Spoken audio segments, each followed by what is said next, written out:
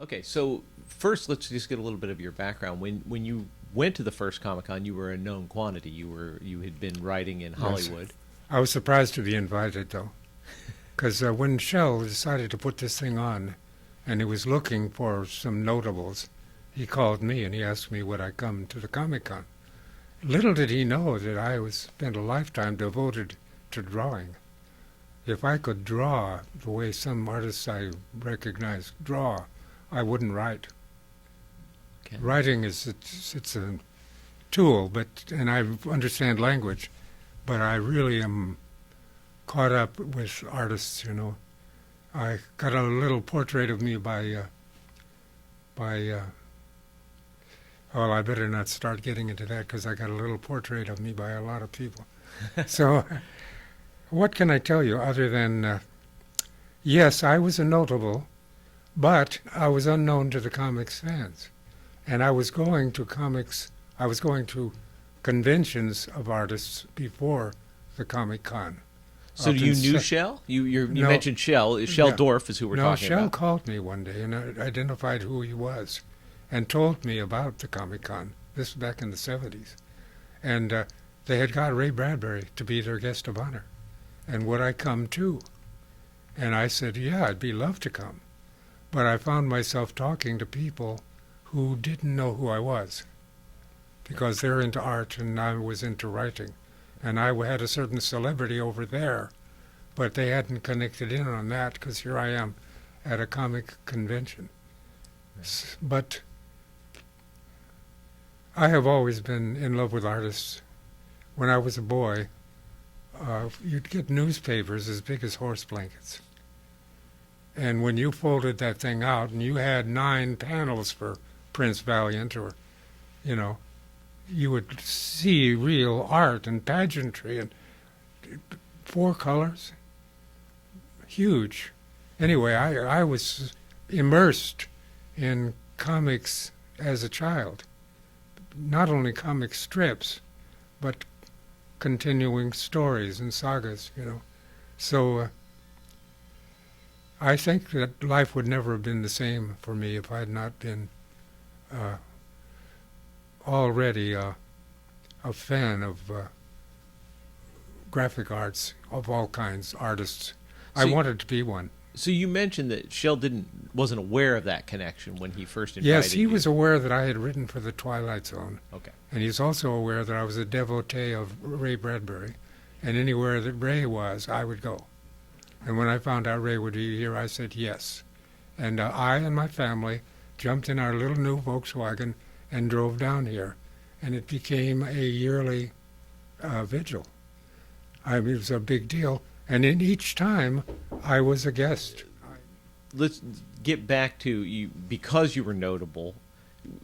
What were you? What year is this? What year are we talking? This is 70-something. Okay, so early 70s. Yeah. And you were known primarily for your work as a science fiction writer for the Twilight Zone. Although I had written for other episodic shows like Route 66 and Mr. Novak and The Law of Mr. Jones, what distinguished me and tied me to Bradbury was psychological drama. Because the Twilight Zone is not fantasy. On occasion it is. It's not science fiction. On occasion it is. But most of the time, new phrase, psychological drama.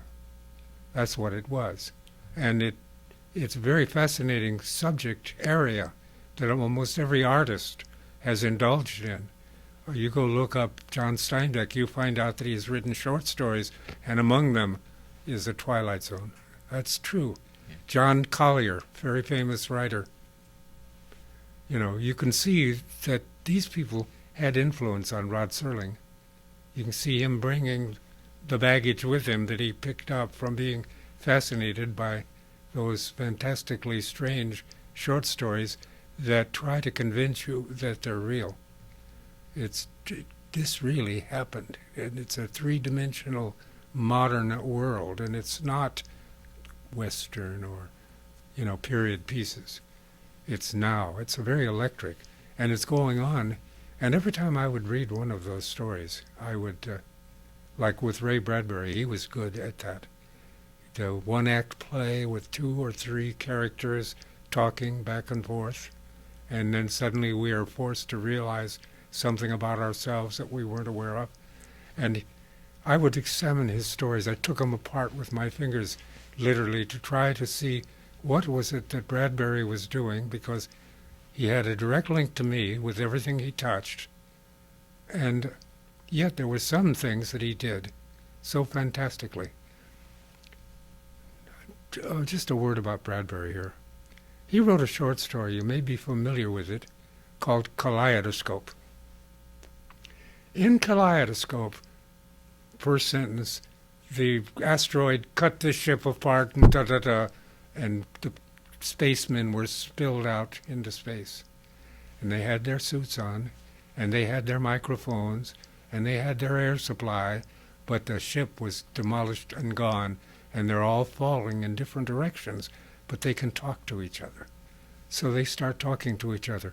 I'm going off, and I'll be joining this meteor swarm that comes through this area once every 3 million years, and I'll be caught up, and he's getting very lyrical about imminent death, but not death yet, and an interesting people who are trying to justify themselves. You know, you may think you had more girlfriends than anybody else. You used to brag about that. Well, I have a thing or two to tell you. That irrational almost in their relationships. And then finally, the one person that we're focusing on is the only one that is coming back toward Earth. And he can see it growing and coming closer. And he says, when I hit that atmosphere, I'll burn like a match. He's thinking this. And then the story cuts. A small boy walked down a country road and said, "Look, Mom, look, a falling star." "Make a wish," said his mother. "Make a wish. He can still kill me with that construction." I'm thinking, oh God, that powerful, powerful, and yet unlikely spaceship, suited outer space. Anyway, I would see him do things like this, and I wished I was Ray Bradbury. I wished I was him. I wished I had his house. I wish I had his daughters, you know.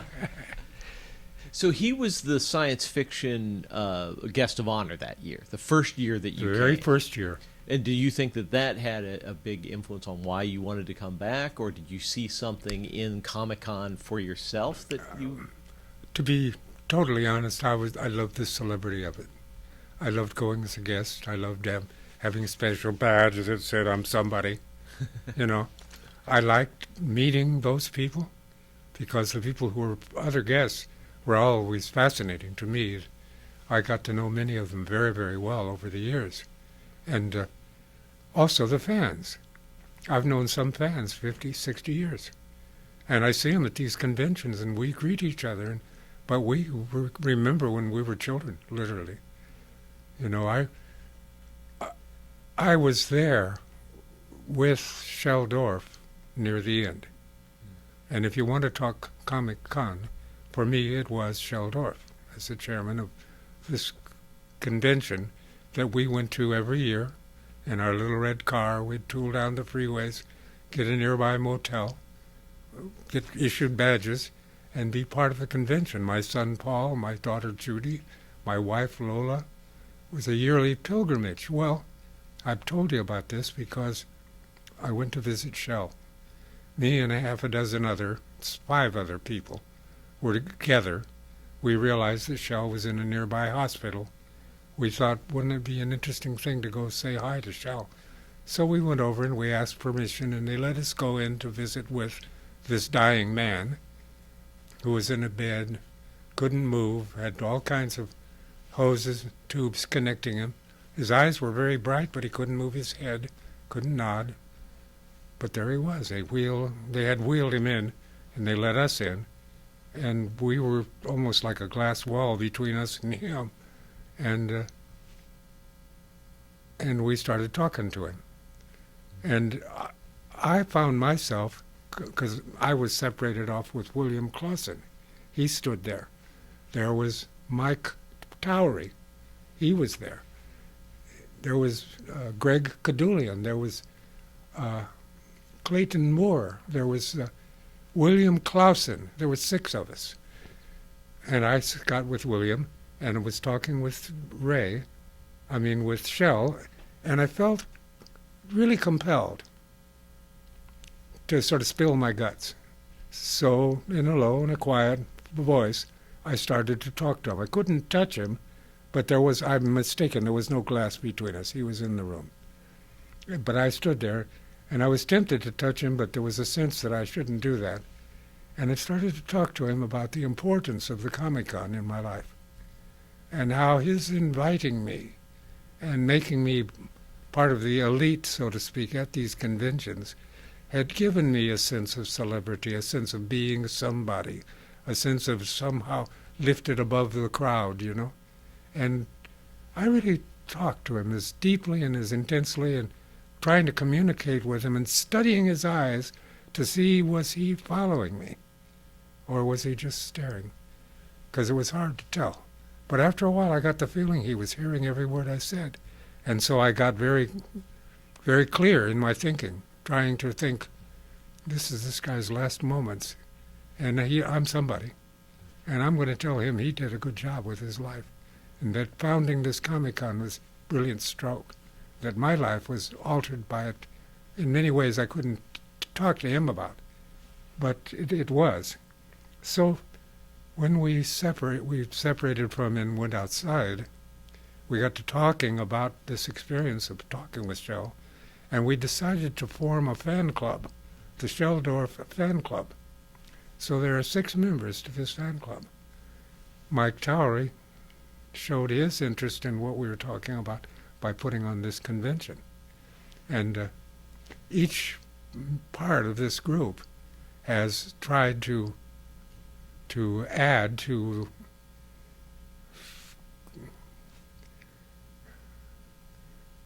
well, like Greg, I appointed him, I think I did, president of our fan club. And he immediately took a very deep interest in it. He totally devoted. Right now he's talking with big shots about a museum and a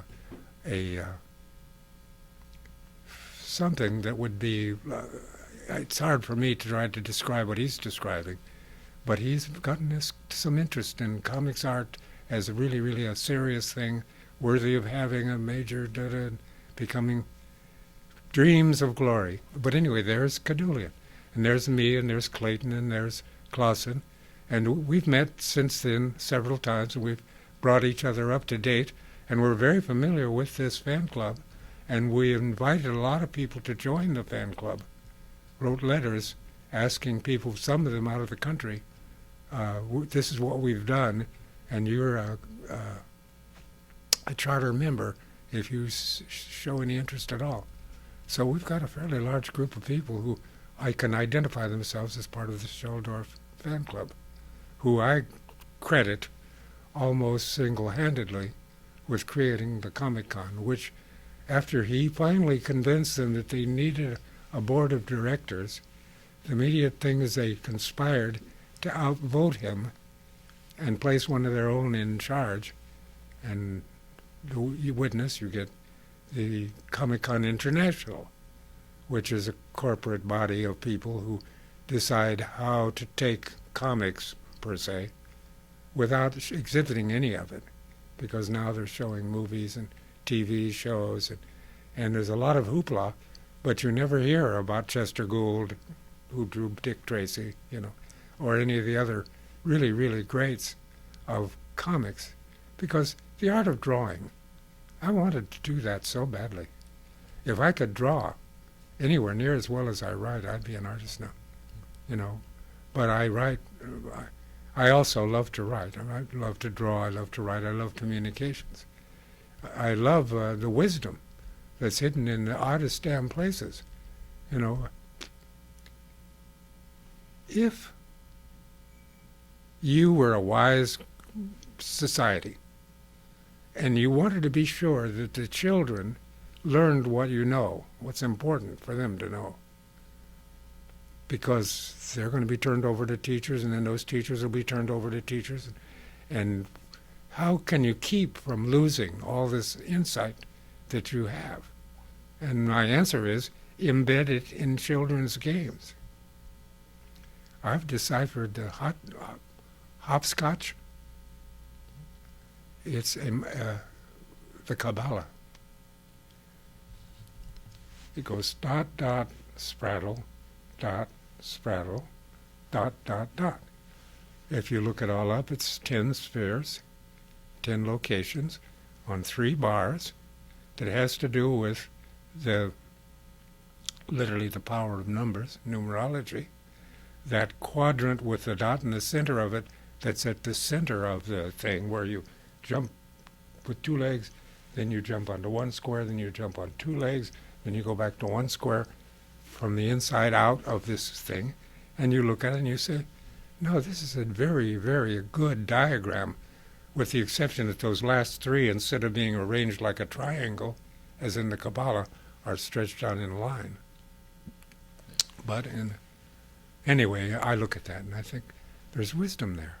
I've been playing with, amusing myself by trying to embed wisdom into the card deck with its 2 colors, yin and yang, with its 4 parts, air, earth, fire, and water, with its numbers, and then with its face cards, a number based on a system of 10 and something based on a system of 3, and you combine them together and you get a calendar, 52 cards, 1 for each of the weeks. It starts with the diamonds as childhood, clubs as adolescence, spades as adulthood, and hearts as parenthood. There's an entire volume of wise, thoughtful information hidden in the damned card deck. Nobody's aware of it, but it's right there to be seen. And the symbols themselves are artfully chosen to represent the body, the mind, the spirit, and the soul, in almost that order.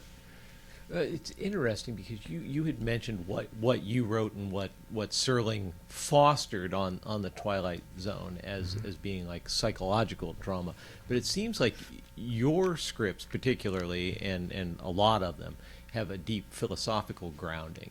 Now, you mentioned comic strips and Chester Gould, Dick Tracy, and did you enjoy the more science fiction action comic strips, or was that not really you? I mean, I know that the sci-fi that you're interested in is more philosophical than that.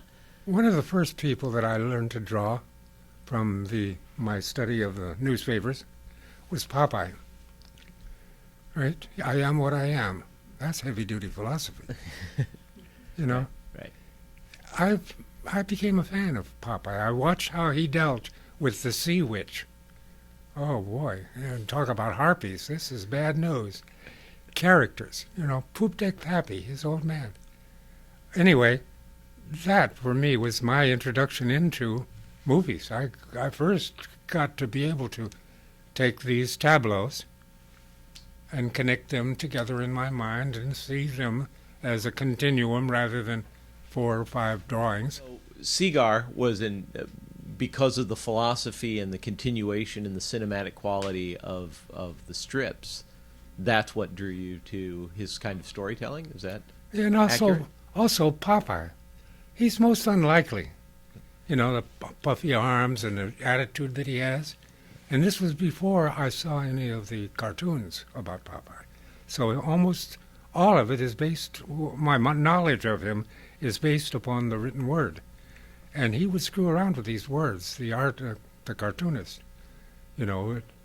Make them larger or smaller depending on the kind of emphasis he wanted on that particular piece of language. So anyway, there's my introduction, and it wasn't so much the fabulous art. I became aware of that. Bern Hogarth and a lot of his Tarzan scripts is amazing. And of course Hal Foster and all of the different things he did, including Tarzan. And most recently, Manning. Right. Manning did a damned cartoon on Tarzan, the ape man. that I think is as good as anything that's ever been done on that character. So, what can I say? But you weren't a Flash Gordon fan, Buck Rogers? It wasn't. No, not really, and nor of any science fiction movies. Okay. Movies were notoriously lousy. It took a long time. They would do something like The Thief of Baghdad, and that was pure science fiction to me, with a genie that comes out of a bottle, a giant that does the will of the little kid, and all that's fabulous stuff. So I loved fantasy, science fiction, extravagant stories. I liked movie serials, it's the ones that... You should tell them about our trips down to Mexico with Joseph Mignani and the painting, because you did some good painting on some of those rocks. You claim not to be an artist, but you have an artist sensibility. Yeah, Paul, that's my son Paul speaking. I'm going to bring him over here and let him introduce himself because he knows more about me and is more willing to tell you the dirty stuff. So don't worry, it's going to work out all right. Thank you, Paul. Yes, one of the things that we did on an annual basis, just like the Comic-Con, was we would go to Mexico with Joe Mignani, who illustrated many of Ray Bradbury's works, and in fact is the artist for an animated film called Icarus Montgolfier Wright, 17 minutes long, based on a short story by Ray Bradbury, with a script by me and Bradbury, and art by Joseph Mignani.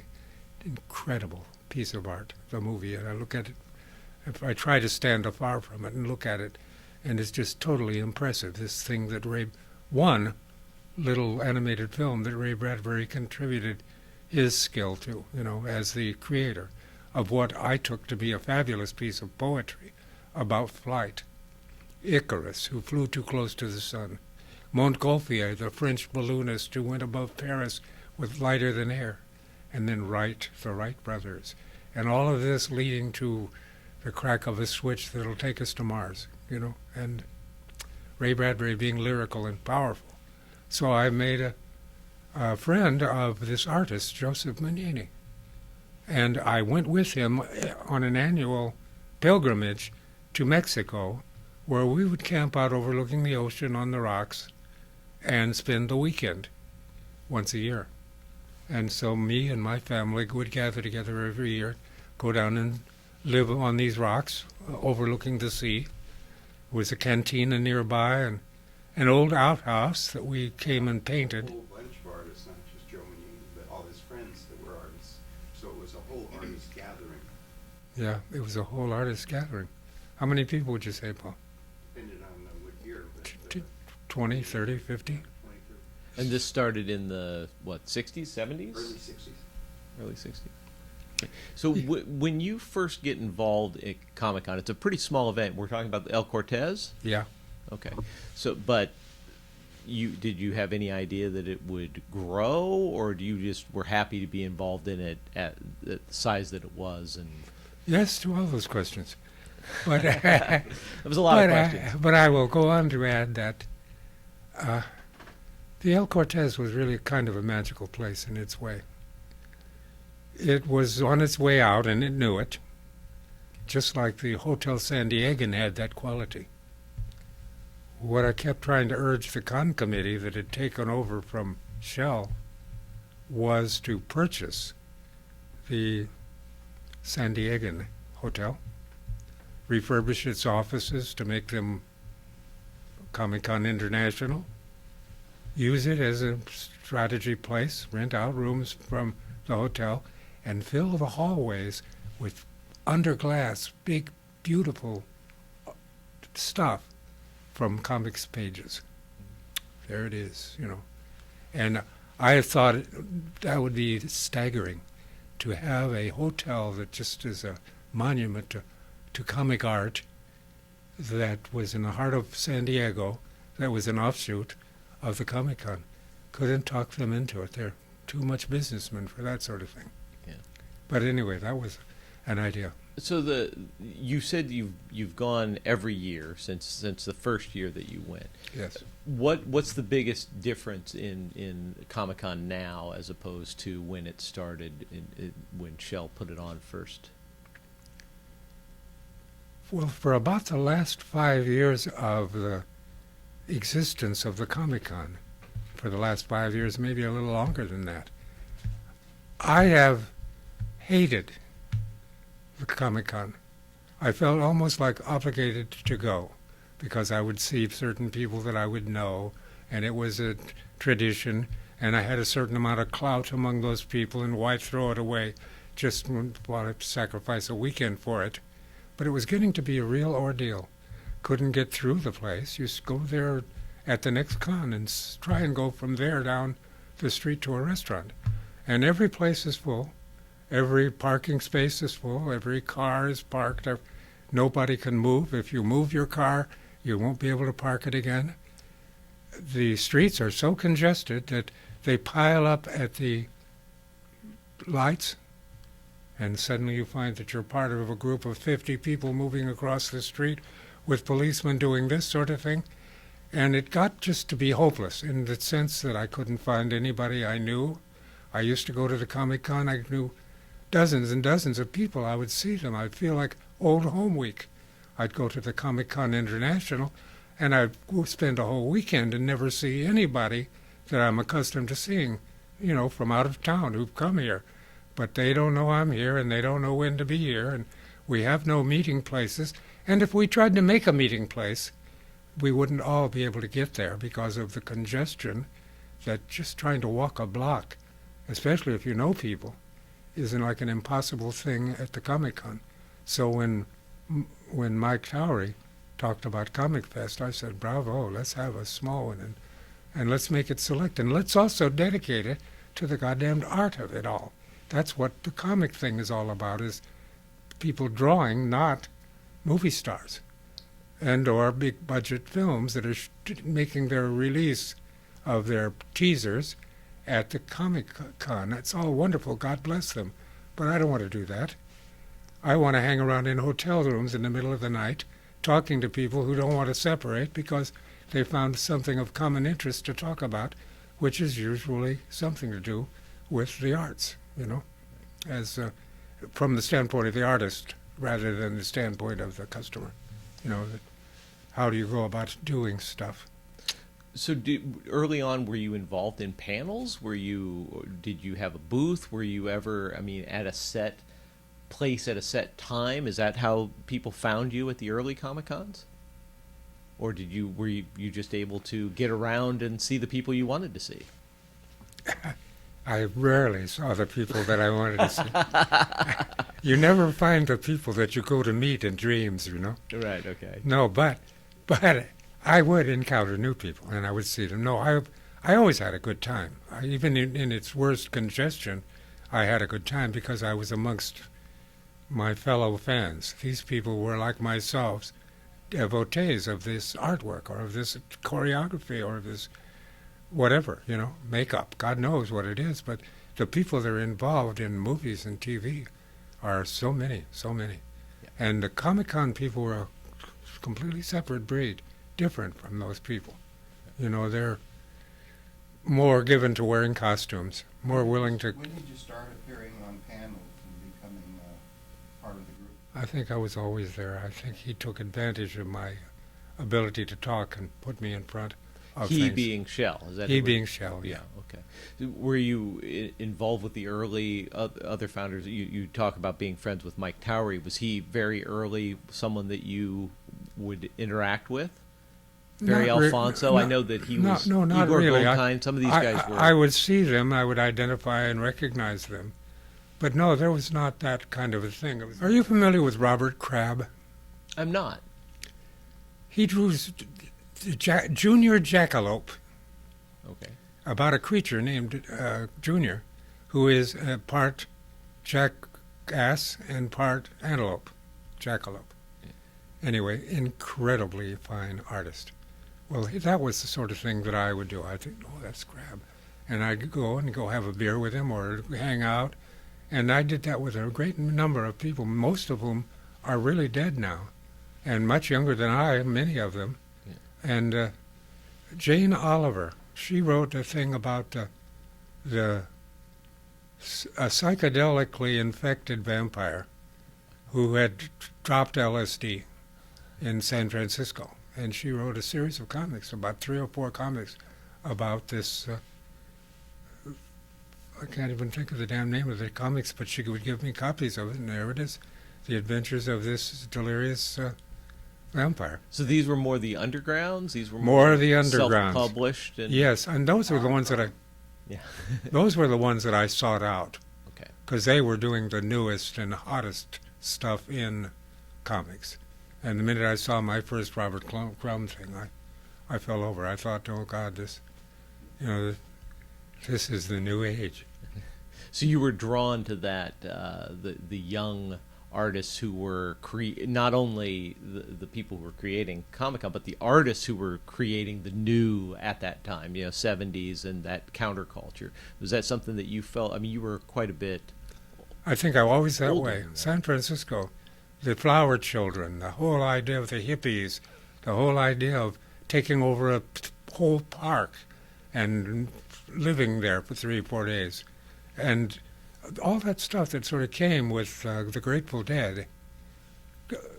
Spend a night at a weekend evening, Saturday or Sunday, at a Grateful Dead concert in the parking lot. Just stay there all night long in that parking lot. That's a world that you cannot believe. People selling rice, flavored rice, wrapped in seaweed. You'd see them and give it to you. And here you'd have this ball of green that you knew had rice in it, and you find, my God, these things really go together wonderfully. This is what a treat. Easy to handle, easy to dispose of. Anyway, I would watch this stuff miraculously sort of happen in that crowd of people that were devotees of the Grateful Dead. But you were already a successful Hollywood screenwriter by this time. Yeah, and I was forced to forget that when I would go to these things. So you were constantly looking for a connection to that sort of youth culture. I mean, you certainly didn't have to. I mean, I think of it as left field. Okay. That comes from left field. That comes from out of, where did that come from? And people would say, from left field. And I'm always interested in what's going on, sort of off screen, if you know where everything is happening. Most of my ideas are that way. Most of the things I'm interested in are that way. They're not pop culture, but they are soon to be. Nobody knows yet that surfing is going to be a big, big deal, but I know it's going to be a big, big deal. Right. And I could watch that stuff approaching, because I would see it in the arts and in, what do they call it, the beatniks. So you consider yourself more of a futurist, more of seeing Yes, the rhythms of the way things are moving? That truly gets it. See, I'm more interested in what I'm going to eat tomorrow than what I'm getting today. Yesterday is a lost dream to me. People say, how long ago was that? I don't know. Was it 6 months or 19 months? Because it all collapses together into my head. It makes patterns, and I can navigate with it, but I truly do not know what is going on now, but I know what's about to be. I can see it all around me, and I watch for it. I look for it, because I want to be a part of it. I want to bring it on. If I see it, that's interesting, Right. And yet,